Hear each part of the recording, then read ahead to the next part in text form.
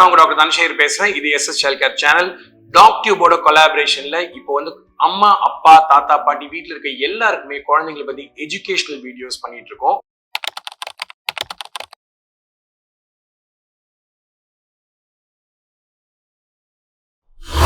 So உங்க குழந்தைக்கு வயிறு வலி வருது, அது காலிக் பெயின் சொல்லக்கூடிய வயிற்று வலினாலதான் வருதா அப்படின்றது எப்படி நீங்க தெரிஞ்சுக்கிறது? ஸோ ஒரு குழந்தைக்கு காலிக் வரதுக்கான காரணங்கள் நிறைய இருந்தாலும் சில விஷயங்களை நீங்க நல்லா புரிஞ்சுக்கணும். காலிக் சாதாரணமா 4 வாரத்துக்கு முன்னாடி வர்றதில்ல, 4 வாரத்துக்கு அப்புறம் தான் வர ஆரம்பிக்குது.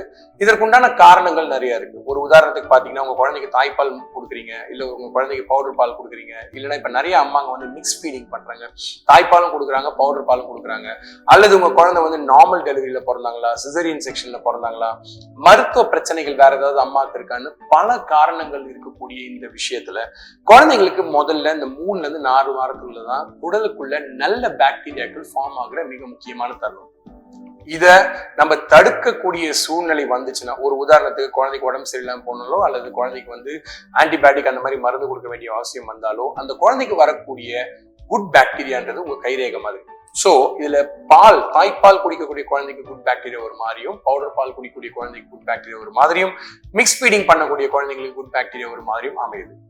சோ இதுல பிரச்சனைக்கு உண்டான காரணம் அங்க இருக்கக்கூடிய அந்த நுண்ணுயிரிகள் சொல்லக்கூடிய பாக்டீரியா தான். கெட்ட பாக்டீரியா நிறைய இருந்துச்சு அப்படின்னா காலிக் வரலாம் அப்படின்னு மருத்துவ ஆராய்ச்சிகள் நிறைய சொல்லுது. சோ 4 வாரத்துக்கு முன்னாடி உங்க குழந்தைக்கு அழுக பிரச்சனை வந்துச்சு அப்படின்னா அது காலிக்கா இருக்கக்கூடிய சான்சஸ் மிக குறைவு. அது ஏன் அப்படின்னு பாத்தீங்கன்னா, மற்ற நேரங்கள்ல காலிக் அப்படின்றது கிராஜுவலா வலி அதிகமாகக்கூடிய ஒரு பிரச்சனை, அல்லது அழுக அதிகமாகக்கூடிய பிரச்சனை. திடீர்னு ஒரு பச்சிளம் குழந்தை அழுதுச்சு அப்படின்னா அதுக்கு உண்டான மருத்துவ காரணங்கள் நம்ம முதல்ல பார்க்கணும். அந்த குழந்தைக்கு தலையில பிரச்சனை இருக்கா, அந்த குழந்தைக்கு தொண்டையில பிரச்சனை இருக்கா, காது அடைச்சிருக்கா, காது வலியில அழுதா, சளி இருக்கா, ஆண் குழந்தைய அந்த விரப்பையில பிரச்சனை இருக்கா, ஆண் பெண் இருப்பாளருக்கும் இடுப்பு பகுதியில பிரச்சனை இருக்கா, கை கால்கள்ல பிரச்சனை இருக்கான்னு பல விஷயங்களை மருத்துவர் வந்து பார்த்து சொல்லுவார்.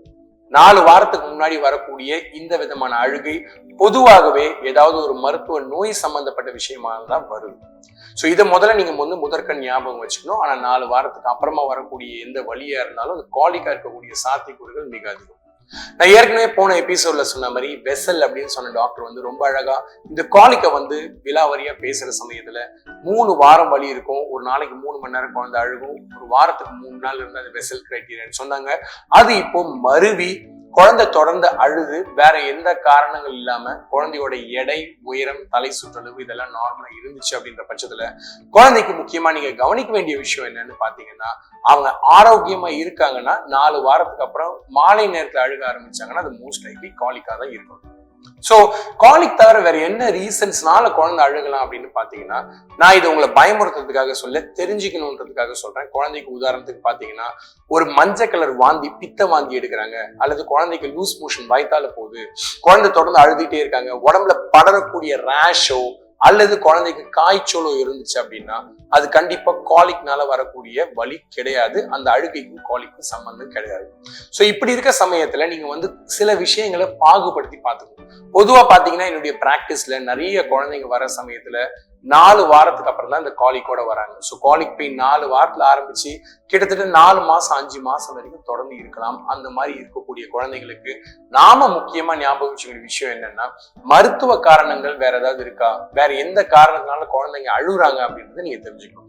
இந்த வலிக்குண்டான காரணத்தை நீங்க புரிஞ்சுக்கிட்டீங்கன்னா ட்ரீட்மெண்ட் ரொம்ப ஈஸி. ஆனா காலிக் அப்படின்றது பாத்தீங்கன்னா சாதாரணமாவே ரொம்ப மைல்டான ஒரு ப்ராப்ளமா தான் இருக்கு. ஆனா இதே வந்து 2 பேரண்ட்ஸும் வேலை செய்யறாங்க, தாத்தா பாட்டி பாத்துக்கிறாங்க, குழந்தை சாயந்தரம் வீட்டுக்கு வந்த உடனே அழுக ஆரம்பிக்கிறாங்கன்னு வச்சுக்கோங்களேன், அப்ப நைட்டு தூக்கம் எல்லாருக்குமே கெட்டுச்சு. அது மட்டும் இல்லாம குழந்தை ஏன் அழுகுது அப்படின்ற காரணம் தான் இங்க முக்கியமா இருக்கு. சோ காலிக் வர்றதுக்கு வீட்டுல நீங்க என்னென்ன பண்ணலாம், அதை தடுக்கிறதுக்கு என்ன செய்யலாம், அது மட்டும் இல்லாம குழந்தைக்கு காலிக் வந்துச்சுன்னா வீட்டுல எப்படி சமாதானப்படுத்தலாம் அப்படின்ற முக்கியமான சில விஷயங்களை அடுத்து வரக்கூடிய சில வீடியோஸ்ல கட்டாயம் நான் சொல்ல போறேன். எஸ்எஸ் சைல்ட் கேர் சேனலை தொடர்ந்து பாருங்க, கமெண்ட்ஸை தொடர்ந்து பதிவு பண்ணுங்க, சேனலுக்கு சப்ஸ்கிரைப் பண்ண மறக்காதீங்க.